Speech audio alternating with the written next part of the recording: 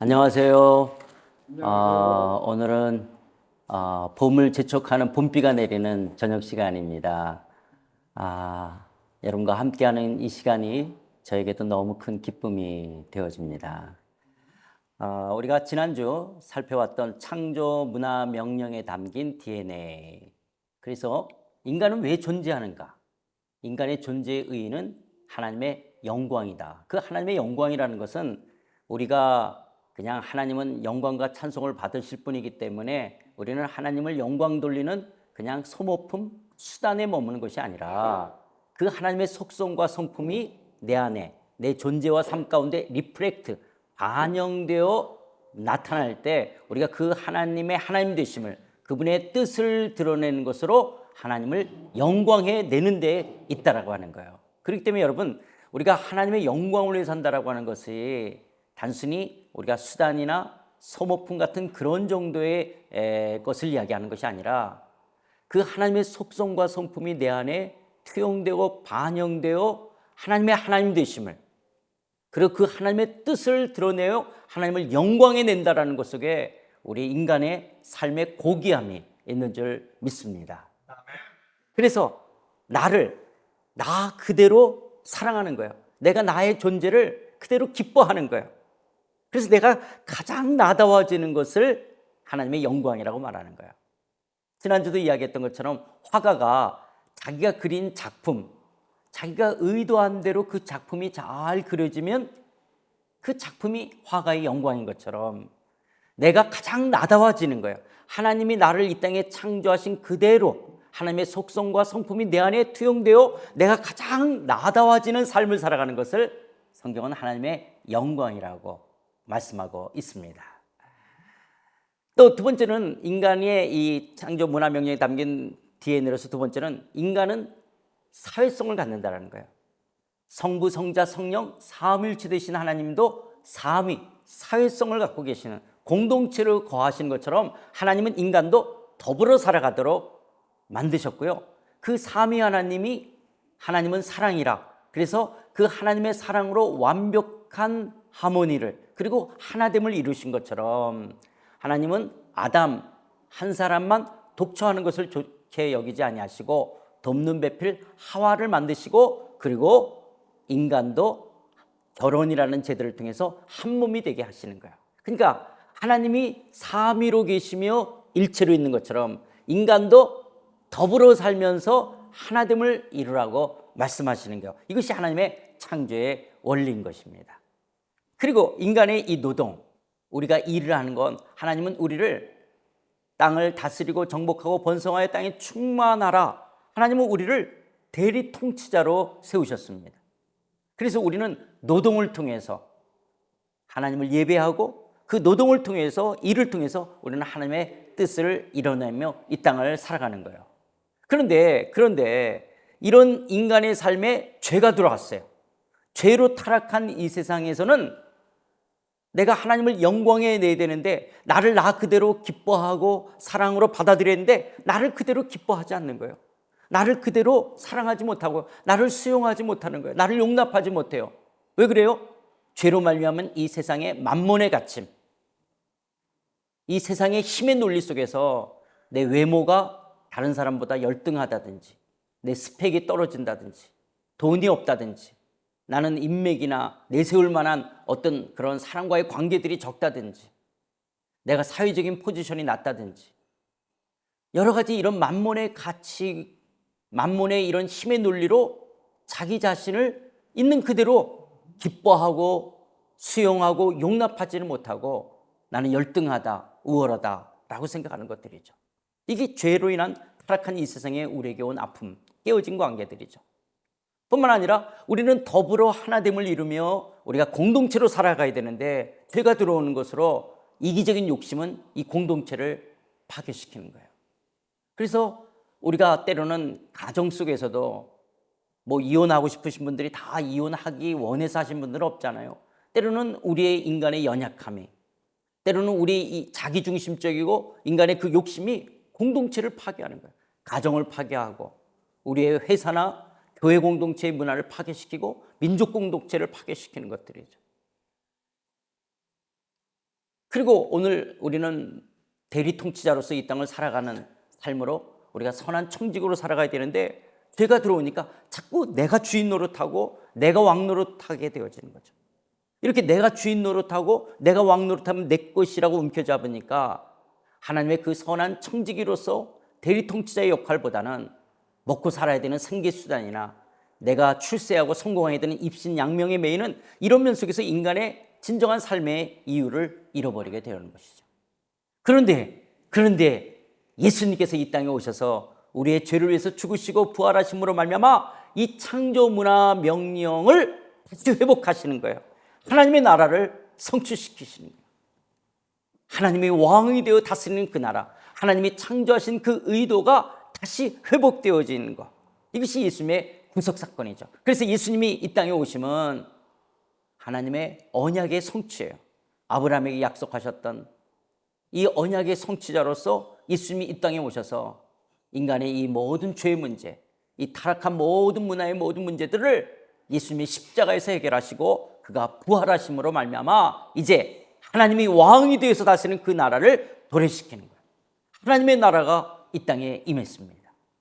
그런데 이런 현재적 하나님 나라도 있지만은 예수 그리스도의 재림을 통해서 그 나라는 완성되어질 미래적 하나님 나라, 이러면서 그리스도인들은 이미와 아직 사이를 살아가고 있는 거예요.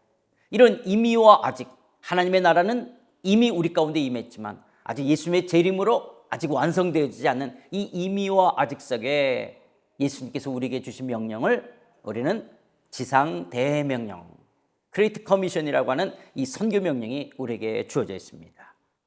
예수께서 나와 말씀하여 이르시되 하늘과 땅의 모든 권세를 내게 주셨으니 그러므로 너희는 가서 모든 민족을 제자로 삼아 아버지와 아들과 성령의 이름으로 세례를 베풀고 내가 너에게 분부한 모든 것을 가르쳐 지키게 하라. 볼지어다 내가 세상 끝날까지 너희와 항상 함께 있으리라.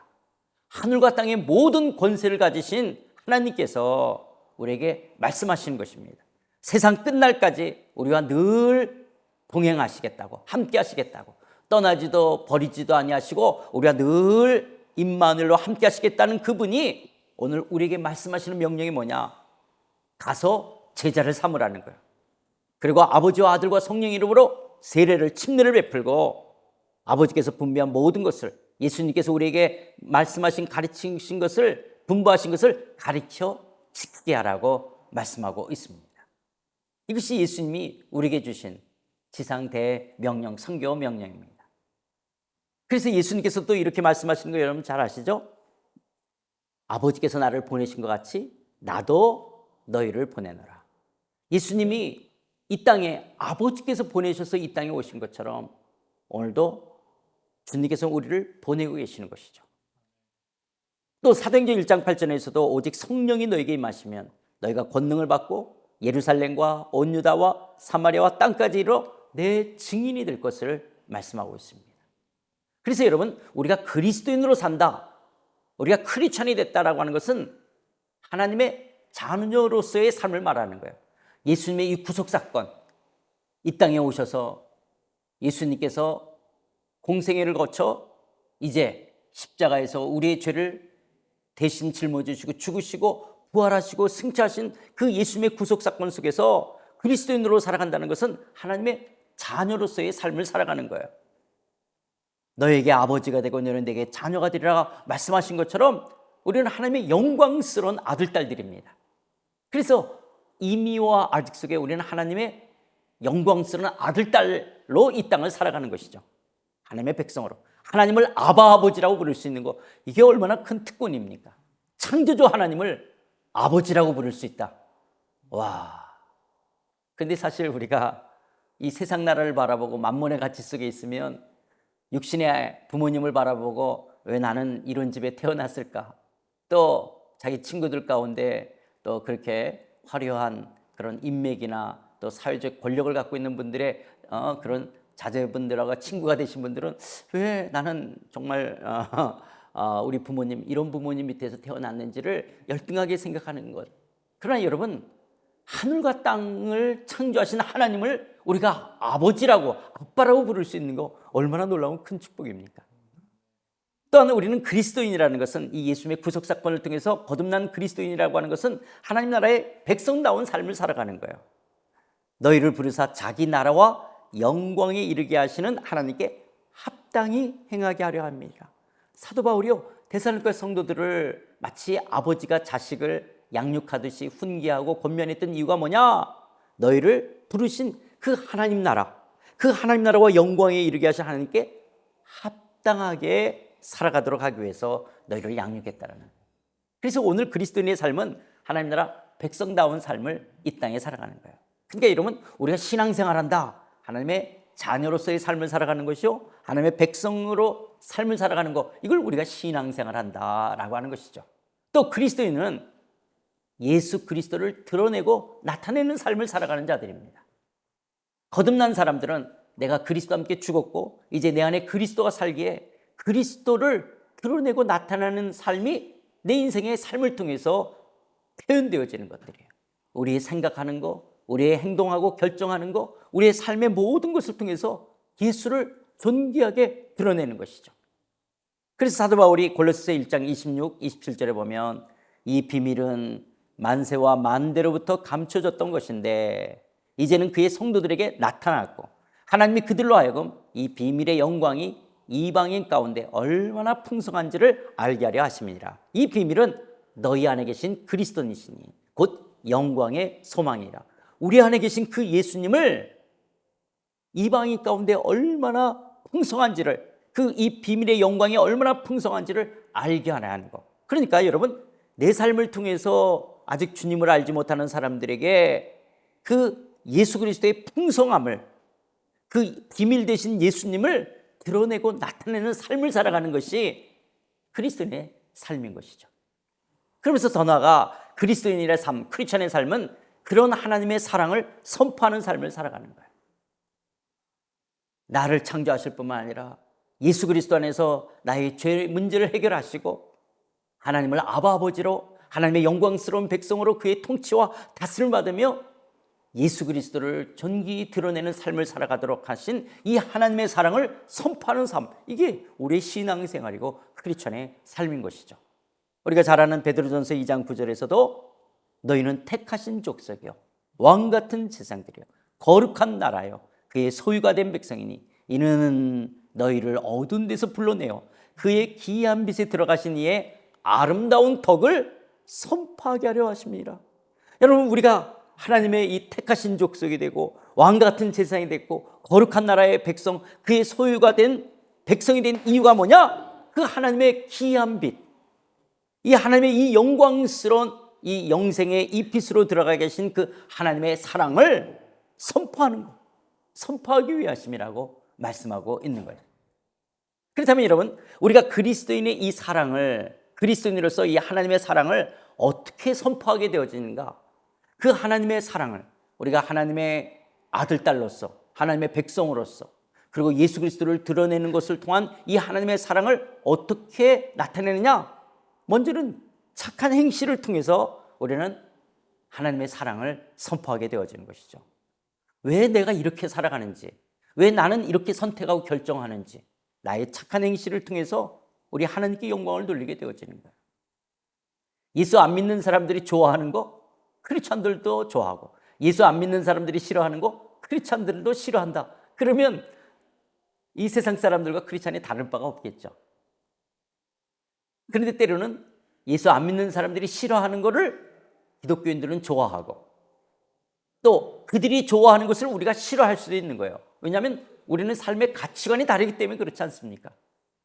그래서 우리의 착한 행실, 때로는 우리가 손해보기도 하고요, 희생하기도 하는 그런 좁은 길을 걸어가는 우리의 착한 행실을 통해서 하나님의 사랑을 선포하는 거예요. 기독교인들은 왜 저렇게 선택하지? 기독교인들은 왜 저렇게 살지? 사실 이게 말은 쉽지만 어려운 것이죠. 우리는 고난을 그렇게 좋아하지 않지 않습니까?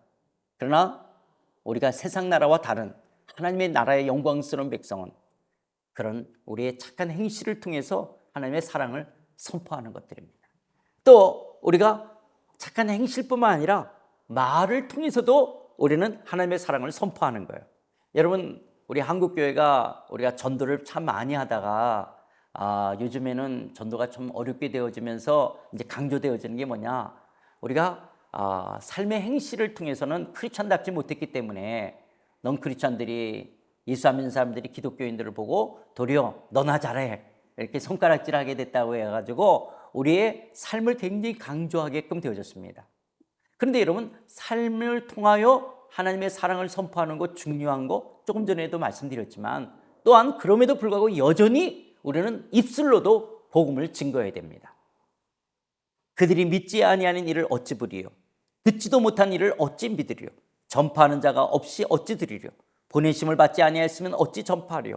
기록된 바 아름답다 좋은 소식을 전하는 자들의 발효함과 같으니라고 말씀하신 것처럼 듣지 못한 이들에게 들을 수 있도록 그 아름다운 소식을 전파해야 된다라고 하는 거예요. 입을 통해서 복음을 증거해야 됩니다. 여러분, 요즘 최근에 입을 통해서 복음을 전해보신 적이 있습니까? 가장 가까운 사람들에게, 자주 만나는 사람들에게 우리의 착한 행실을 통해서, 또 때로는 이 노골적인 그리스도의 복음을 통해서 하나님의 사랑을 나타내 보신 적이 있으십니까? 우리는 교회를 이렇게 정의합니다. 세상으로부터 부름받은 하나님의 자녀, 백성인 동시에 세상으로 보냄을 받은 예수의 제자들이다. 우리가 이 교회를 이렇게 정의하는 거죠. 그러니까 교회는 어떤 건물이나 시스템이나 제도가 아니라 세상으로부터 부름받은 하나님의 자녀, 백성, 성도들이 교회인 거죠. 동시에 세상으로 보냄받은 예수의 제자, 우리 성도들이 교회인 거예요. 우리가 교회인 거죠. 예수님을 나의 마음의 구주와 주님으로 모시고 공동체를 이뤄가는 오늘 우리들이 교회인 거예요. 그런데 이 교회는 우리가 그런 하나님의 자녀 백성으로서의 우리에겐 특권이 있어요. 우리가 땅에서 매면 하늘에서도 매이고 땅에서 풀면 하늘에서도 풀린다. 여러분, 우리가 기도를 통해서 하나님의 뜻을 이 땅에서 함께 이루어갈 수 있다. 와, 이게 얼마나 큰 특권입니까? 우리가 예수 그리스도의 이름으로 명할 수도 있다. 이게 얼마나 큰 특권입니까? 그 하나님과 더불어 함께하는 삶, 이 엄청난 특권, 그리고 우리에게 이 특권으로 말면 우리에게 주어진 이 신분과 보장, 이것이 하나님의 백성, 크리스찬된 우리의 영광입니다. 그런데 또한 동시에 우리는 세상으로 보냄받은 예수의 제자들로서 사명이 있다라고 하는 거예요. 그래서 기독교인들은 이 두 가지를 늘 같이 생각해야 되는 거죠. 하나님의 사랑을 통한 하나님의 그 특권, 하나님의 영광스러운 백성으로의 특권, 신분과 보장, 또 동시에 나는 보낸 자로서의 우리의 부르심과 사명이라고 하는 부분을 우리는 잊어버려서는 안 되는 거죠. 이것은 동전의 양면처럼 이 특권과 사명은 그리스도인의 삶에 계속적으로 함께 가야 되는 부분들이죠. 그래서 여러분, 우리가 하나님은 사랑이시다. 그래서 그 하나님의 사랑 속에 특권만이 너무 강조되고 있지 않는가? 어느 때는 한번 좀 생각하시다가 또 너무 어떤 사명, 또 그의 말씀대로 살아가야 된다라고 하는 면들 속에서 우리의 어떤 책임, 이런 쪽으로만 또 너무 강조되어지는지, 어쩌면 이 두 가지가 같이 밸런스를 이루어야 되는 거예요. 우리가 하나님의 사랑만을 생각할 때 우리의 신앙이 때로는 방종할 수 있는 거예요.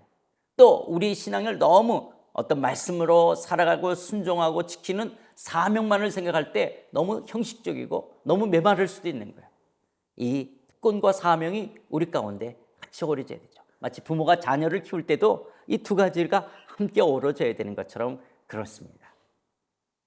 그렇기 때문에 교회는 예수 그리스도의 부활의 증인들입니다.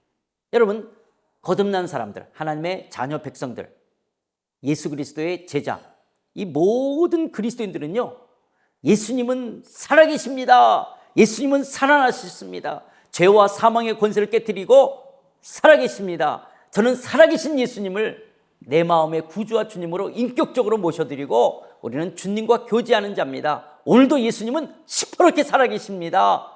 그래서 교회는 부활의 증인들이에요. 그래서 여러분, 교회의 DNA는 선교일 수밖에 없어요. 예수님이 부활하셨어요. 예수님은 살아계십니다. 예수님의 이 사랑, 살아계심을 드러내는, 이걸 선교라고 이야기하는 거예요.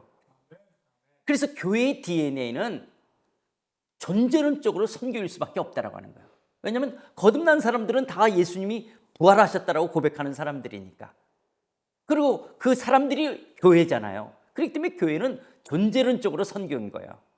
교회에서 예배를 드리고 교육을 하고 봉사하고 사역하는 그 중에 하나가 선교가 아니라 예배도 선교고 교육도 선교고 봉사도 선교고 사역도 선교예요. 모든 것이 다 선교예요. 다 예수 그리스도를 증거하고 나타내는 것들이에요. 여러분, 우리가 예배를 드릴 때 다른 사람들, 넌크리스천들이 우리를 바라보면서 뭐라고 생각해요? 저들은 예수님이 살아났다라고 말하는 사람들이야. 그래서 우리의 예배도 선교가 되어지는 거예요. 우리가 주일날 예배당으로 들어온다, 이 자체가 벌써 우리는 존재론적으로 선교가 되어질 수 있는 것들입니다. 그래서 교회 선교라고 하는 것은 교회의 여러 사역 중에 하나의 어떤 활동하는 그런 액티비티를 이야기하는 것이 아니에요. 우리는 교회는 존재론적으로 선교다. 예수 그리스도는 부활하셨습니다. 예수 그리스도는 오늘도 살아계십니다를 증거하는 사람들이라고 하는 거예요. 여러분, 선교나 전교는 뭐 동일한 거죠. 근데 우리가 선교는 해외에 복음을 증거하는 것을 선교라고 그러고, 우리가 국내에서 같은 동일 문화권에게 복음을 증거하는 우리가 전도라고 하는데, 사실 내용은 똑같은 말입니다. 근데 여러분, 전도나 선교에 대해서 강조될 때 사람들이 오해하는 것은 마치 우리가 기독교의 세력을 확장하기 위한 땅 따먹기를 하려고, 마치 우리의 종교 세력을, 기독교의 세력을 확장하기 위해서 교회가 선교나 전도를 강조하는 것으로 오해하시는 분이 있습니다. 여러분, 절대 그렇지 않습니다. 우리는 기독교의 세력을 확장하는 것이 아니라 하나님의 사랑을 선포하기 위한 거예요. 여러분, 우리가 전도 선교한다 그래서 타 문화와 타 종교를 멸시하는 것이 아니죠.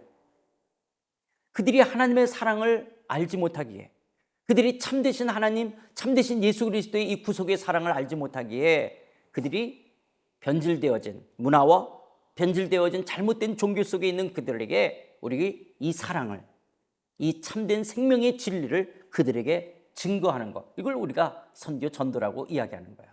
그래서 선교 전도는 하나님의 사랑을 전하는 거예요. 여러분, 하나님이 여러분을 정말 사랑해요. 우리를 어떤 조건이나 이유나 어떤 것도 없이 나를 있는 그대로, 그리고 어떤 누구든지, 어느 민족, 어떤 계급, 어떤 계층, 이런 거에 관계없이 그냥 이름 석자로 우리 모두를 다 사랑하신다. 이 하나님의 사랑을 전하는 것이. 그리고 이 전도 선교는 예수 그리스도를 드러내는 거예요. 예수님만이 내가 곧 길이요 진리요 생명이게, 아버지 앞에, 하나님 앞에 나아갈 수 있는 유일한 길은 예수밖에 없기에 우리가 예수 그리스도를 전하는 거예요. 그리고 그 예수 그리스도를 우리의 말과 우리의 행위를 통해서 그분을 드러내고 나타내는 것, 이것을 우리는 전도 선교라고 하는 거예요. 이런 하나님의 사랑을 아직 모르기 때문에, 예수 그리스도를 모르기 때문에 죽어가고 있는 영혼들, 그 하나님의 사랑을 모르고 예수 그리스도를 모르기 때문에 하나님을 예배하지 않는 이들에게 우리가 이 복음을 증거하는 것을 선교, 전도라고 이야기하는 거예요. 근데 여러분, 혹시 여러분들 가운데 우리가 지난주 살펴봤던 창조문화명령, 이런 창조문화명령은 세속적인 일이고 선교명령은 거룩한 일이라고 혹시 오해하고 계시진 않습니까? 여러분들이 일주일 동안 월요일서부터 토요일까지 하는 노동의 현장, 일터 현장에서 하는 일은 세상 일이었고, 주일날 예배를 드리는 것은 거룩한 것이라고 혹시 그렇게 오해하고 있지는 않습니까? 여러분, 우리에게 창조문화 명령을 말씀하신 분이 하나님이시죠. 죄가 들어와서 우리의 노동에 고통이 수반되고, 죄가 들어와서 우리의 노동이 타락되어질 수는 있었지만, 여러분, 예수 그리스도 안에서 우리의 이 창조문화 명령은 회복되어야 된다라고 조금 전에 말씀드리지 않았습니까? 우리가 주일날을 안식일이라고 거룩하게 지키는 것은 일주일을 대표하기 때문에 그래요. 마치 주일이 거룩한 것처럼 일주일이 다 거룩한 거예요. 7일이 거룩하다라고 하루를 구분하는 거예요. 그런데 이런 창조문화명령과 선교명령, 그리고 주일 7일이나 일상과 일터, 월요일부터 토요일, 이것이 하나님 안에서, 하나님 나라 안에서 다 거룩한 거예요. 이제 앞으로 여러분들과 하나님 나라를 살펴볼 이유도 여기에 있는 거예요. 아, 하나님 나라 안에서는 하나님의 통치 다스림 받는다면 다 거룩한 일이구나. 창조 문화 명령이나 선교 명령이나 7분의 1 주일이나 월요일부터 토요일 7분의 6이나 그분의 다스림 통치 안에 있다면 다 거룩한 일이구나 라고 하는 것을 이제 나중에 더 여러분과 말씀을 나누게 될 텐데요. 하나님 나라 안에서 다 거룩한 일이라면 우리는 어떻게 이 거룩한 일, 창조 문화 명령과 선교 명령, 이 거룩한 7일과 7분의 1과 7분의 6 일상과 삶 속에서 통합된 삶, 하나 된 삶을 살아갈 수 있느냐라고 하는 거예요. 창조 문화 명령과 선교 명령이 통합되어지는 거예요. 7분의 1과 7분의 6이 통합되어지는 거예요. 하나 된 삶을 살아가는 거예요. 우리가 어떻게 이런 창조 문화 명령과 선교 명령 7분의 1과 7분의 6을 통합된 삶, 선교적 삶을 살아갈 수 있을까라고 하는 것들입니다. 제가 이 PPT 만들면서 이거 잘 할 줄 못하는 것도 굉장히 신경 쓴 건데요. 이 통합된 삶, 이 통합된 삶을 살아간다는 거예요. 그래서 선교적 삶, 미셔널 라이프를 살아갈 수 있을 것인가. 그래서 어떻게 보면 지난주 이야기했던 창조 문화 명령과 오늘 이야기하는 선교 명령을 통합시키는 이 선교적 삶을 우리가 어떻게 살아갈 것이냐라고 하는 건데요. 사실 이것은 이 하나님 백성의 선교라고 하는 책을 쓴 이 크리스토퍼 라이트의 이 책의 많은 부분들의 원리적인 것들을 이론적인 것을 담고 있습니다. 하나님의 백성의 이 존재와 목적과 사명을 성경 전체로부터 설명하면서 우리의 매일의 삶은 선교적 소명에서 비롯된 활동이어야 된다라고 이 책에서 강조하고 있고요. 그리고 그 유명한 이 미셔데이 하나님의 선교라고 하는 이 책을 통해서 오늘 우리가 이 총체적 선교를 이야기하게 되어지는데요. 조금 이따 말씀을 드릴 겁니다. 특별히 이런 총체적 선교를 담고 있는 게 이 케이프타운, 이 로잔 우리 남아공화국에서 있었던 이 케이프타운 서약인데요. 이 크리스토퍼 라이트는 이런 면 속에서 오늘 이 시대에 선교의 어떤 새로운 방향과 또 어떤 새로운 선교의 어떤 지평을 넓히신 참 하나님 앞에 귀하게 쓰임 받고 계시는 분인데요. 하나님은 선교의 모든 차원을 총체적이고 역동적으로 실천하도록 그분의 교회를 부르셨으며 우리는 이에 헌신한다라고 하는 것입니다. 하나님은 계시의 진리의 이 성경 말씀과 더불어 예수 그리스도를 통한 하나님이 구원하시는 이 은혜의 복음을 모든 나라 모든 이들에게 전하기를 명령하고 계십니다. 하나님은 가난한 자들을 긍휼의 마음으로 돌봄으로써 하나님 당신의 성품을 드러내고 정의와 평화를 위해 분투하고 하나님의 창조 세계를 돌봄으로 하나님 나라의 가치와 능력을 드러내도록 우리에게 명령하고 계신다라고 하는 거예요. 이 존 스타트의 제자이기도 했던 그리고 존 스타트가 섬기던 교회를 이어서 섬기고 있는 이 크리스토퍼 라이트는요, 이런 총체적 선교, 이 홀리스틱 미션을 이야기하고 있습니다. 그러니까 이런 총체적 선교라고 하는 것은 우리가 단순히 복음만을 전하는 것이 아니라 우리의 하나님의 공의와 정의를 드러내고 가난한 자들을 돕고 하는 이런 사회 참여, 이런 긍휼을 베푸는 것.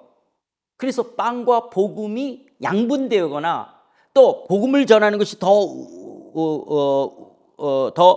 중요한 거고 빵을 주고 의료와 교육으로 선교하는 것은 조금 열등한 이런 것이 아니라고 하는 것들이에요. 이것은 다 우리 안에 동시적으로 이루어져야 될 총체적 선교라고 하는 것들입니다. 그러니까 교회가 감당해야 될 사명은 복음도 증거하지만 또 하나님의 말씀을 가르치기도 하지만 하나님의 그 긍휼을 베풀고 하나님의 정의를 실현하고 창조 세계를 돌보는 것을 통해서 이루어지는 이런 총체적 선교가 되어야 된다라고 말씀하고 있는 거예요. 이런 총체적 선교, 이런 선교적 삶, 미셔널 라이프, 내가 내 삶의 7분의 1서뿐만이 아니라 7분의 6 전 삶 속에 그리고 이런 창조 문화 명령과 선교 명령이 통합된 이런 총체적 선교를 살아가도록 우리의 일상이 살아가는 것은 우리의 일상, 우리 일상과 일터와 연결되어 있다라고 하는 거예요. 이거는 뛸래야 뛸 수가 없는 부분이니까. 이런 총체적 선교는 우리의 삶과 우리의 일터 속에서의 우리의 그 노동과 일숙과 깊게 연결되어져 있는 것이죠. 그러니까 선교가 아까도 말씀드린 것처럼 예배당 안에서 하나의 어떤 액티비티로서 행해야 될 한 부분적인 것이 아니라 전제론적으로 우리의 삶이 예수 그리스도의 부활을, 예수 그리스도의 예수되심을 드러내는 것이라고 한다면 우리의 일상과 일터와 분리되어질 수는 없는 거예요. 때려야 뗄 수가 없는 부분이라고 하는 것들입니다. 여러분, 그런 면 속에서 우리가 한때 미전도 종족, 여러분 미전도 종족에게 복음이 증거돼야 되죠. 그래서 지금도 미전도 종족을 향해서 비행기도 타고 또 차도 타고 걸어서 미전도 종족에게도 이 그리스도의 사랑을 증거해야 됩니다. 그러나 여러분, 미전도 영역이 있다라고 하는 거예요. 우리 일상과 일터 속에 어떤 영역에는 그리스도의 복음이 굉장히 제한되어 있는, 들어가지 않은 그런 부분들도 있는 것이죠. 이런 면 속에서 어떻게 미전도 영역에 그리스도의 복음이 들어가도록 할 것인가? 이 미전도 영역이라고 할 때도 우리 일상과 일터와 깊게 연결되어 있는 부분들인 거예요. 뭐 조금 이따가 그 얘기 할 수 있는지 모르지만, 예를 들어서 우리의 직업 가운데 행위 예술 하시는 분들 가운데 크리스찬도 있지만 이상하게 행위 예술 하시는 분들 중에서 크리스찬이 적어요. 그게 어떤 면에서 미전도 영역이죠. 그럼 그 행위 예술 하시는 분들에게 누가 하나님의 사랑을 전환할까? 기독교인들 가운데 일상과 일터, 일삶을 행위 예술 하시는 크리스찬이 있는 거죠.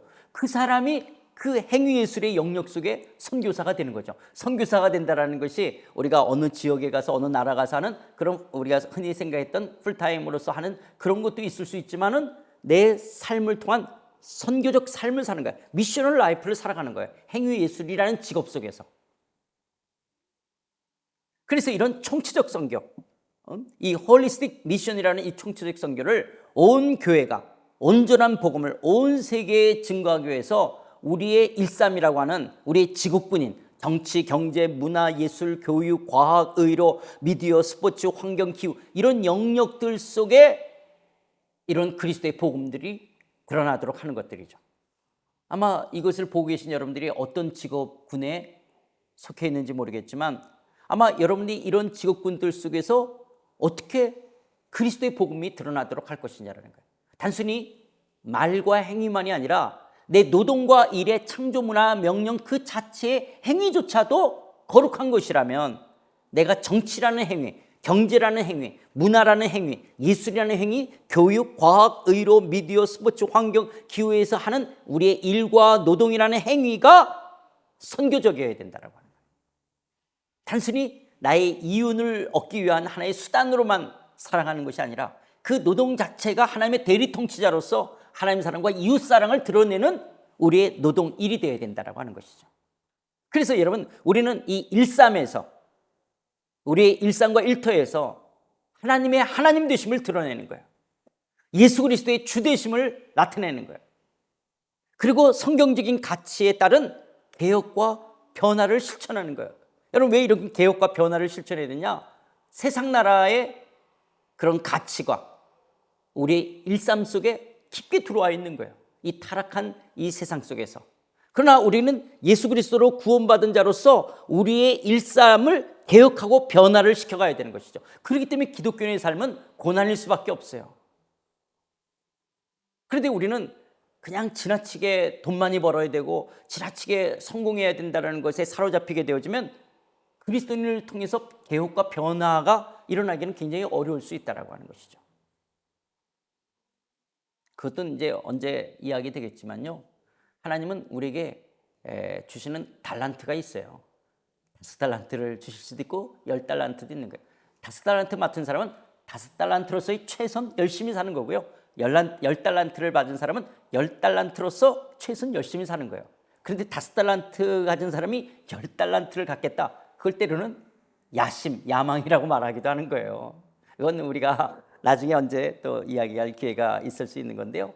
우리의 주어진 삶들 속에서 너무 돈을 많이 벌려고 그러고 너무 높아지려고 하는 것이 아니라 우리가 내 안에서 하나님의 하나님 되심을 드러내고 예수 그리스도의 주 되심을 드러내고 때로는 나와 부닥치는 이런 세상 나라에 속한 그런 어떤 죄된 것들을 개혁하고 변혁시켜 성경적 가치를 실현하는 하나님 나라를 실현, 이것을 우리는 선교적 삶, 총체적 선교라고 이야기하는 거예요. 이런 총체적 선교, 이런 선교적 삶으로 가기 위해서 다시 한번 이야기 드리는 것처럼 이런 창조문화 명령과 선교 명령, 7분의 1과 7분의 6을 통합된 이런 총체적 선교, 이런 선교적 삶을 우리 일삼에서 살아가도록 하게 하겠다는 거예요. 우리의 일상과 일터에서 이것이 통합된 삶을 살아간다. 그러니까 나의 7분의 6에서의 일과 노동이, 그리고 나의 모든 이 일과 노동이 이런 창조문화명령과 선교명령이 통합되어져서 선교적 삶으로 나타나는 이런 것들이 일상 속에서 표현되도록 하는 것이라는 거야. 이런 일상의 현장에 하나님 나라가 이루어지도록 그곳에서 선교적 삶을 사는 것이 세상으로 보냄받은 예수의 제자들의 사명인 줄 믿습니다. 우리들의 사명이 뭐냐? 이런 선교적 삶을 살아가는 거야. 어디에서요? 우리의 일상과 일터에서. 하나님의 왕 되심에, 그분의 통치에 다스림을 받는 사람들이 더해져 가도록. 그래서 여러분, 우리 일삼에서 선교적 삶을 상기한다. 그래서 모든 주의 그리스도인들, 특별히 여러분들의 삶이 그런 선교적 삶을 살아가도록 하는 이것이 바로 우리 KWL, 우리 하나님 나라와 일삼 사역이 나아가야 되는 사역의 방향과 사명인 것입니다. 그래서 이 유튜브를 개설하게 된 이유도요, 어떻게 우리의 일삼에서 선교적 삶을 살아가도록 여러분들을 섬기고 전하고 이것을 이렇게 실행할 것인가, 이것을 위해서 이런 유튜브를, 이 채널을 만들었습니다. 계속적으로 이제 이런 창조문화명령과 선교명령을 통한 우리의 이런 선교적인 삶의 초대 속에 우리가 구체적으로 어떻게 살아가야 될 것인가를 앞으로 이야기해 갈 것이고요. 또 그러기 위해서는 먼저 우리가 하나님의 나라가 무엇인지를 아는 것은 우리의 기독교 세계관에 있어서도 너무너무 중요하고요. 또 구체적으로 우리의 신앙생활에 있어서도 하나님의 나라는 때려야 뗄 수가 없는 우리의 신앙의 중요한 원리가 되는 것을 계속적으로 살펴보도록 하겠습니다.